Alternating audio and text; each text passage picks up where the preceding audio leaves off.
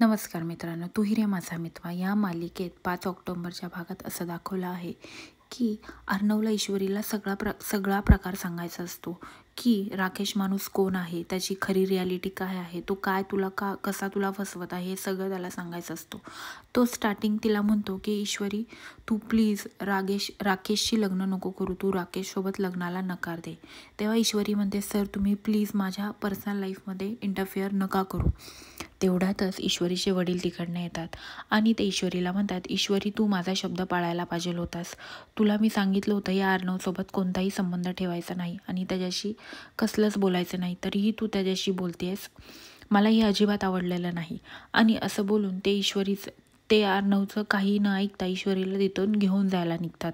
तेवढ्यात अर्णव एका साईडनं ईश्वरीचा हात पकडतो आणि ईश्वरीला दुसऱ्या साईडने ईश्वरीच्या वडिलांनी हात पकडला असतो। दोन्ही साईडनं दोघांनीही हात पकडलेले असतात आणि ईश्वरीचे वडील मागे टर्न होऊन बघतात तर काय अर्णवनी पण ईश्वरीचा हात पकडलेला आहे आणि ते म्हणतात माझ्या मुलीचा हात सोड, तरी अर्णव हात सोडत नाही, म्हणून ते त्याच्या कानाखाली खणखणी लावून देतात आणि त्याच्या गालाखाली खणखण लावून दिल्यानंतर आता ईश्वरी खूपच शॉक झालेली असते, कारण की वडिलांच्या रागामुळे त्यांनी अर्णव सरांच्या कानाखाली मारलेले असते आणि हे ईश्वरीला खूप वाईट वाटलेलं असतं।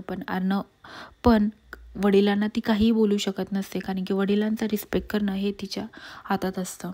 म्हणून तिला आता ती कोणाचं ऐकणार, वडील तर सांगत असतात की अर्णवशी बोलायचं नाही आणि अर्णवला तर तिच्याशी बोलायचं असतं।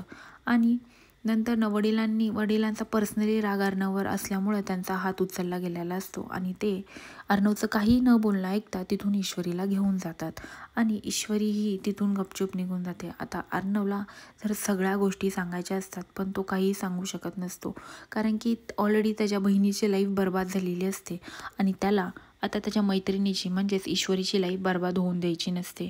पण आता खरंच अर्णव ईश्वरीला सांगू शकेल का आणि तिचं आणि राकेशचं लग्न थांबवू शकेल का, हे पाहण्यासाठी विसरू नका तू रे माझा मित्र आणि माझ्या चॅनलला लवकरात लवकर सबस्क्राईब करा।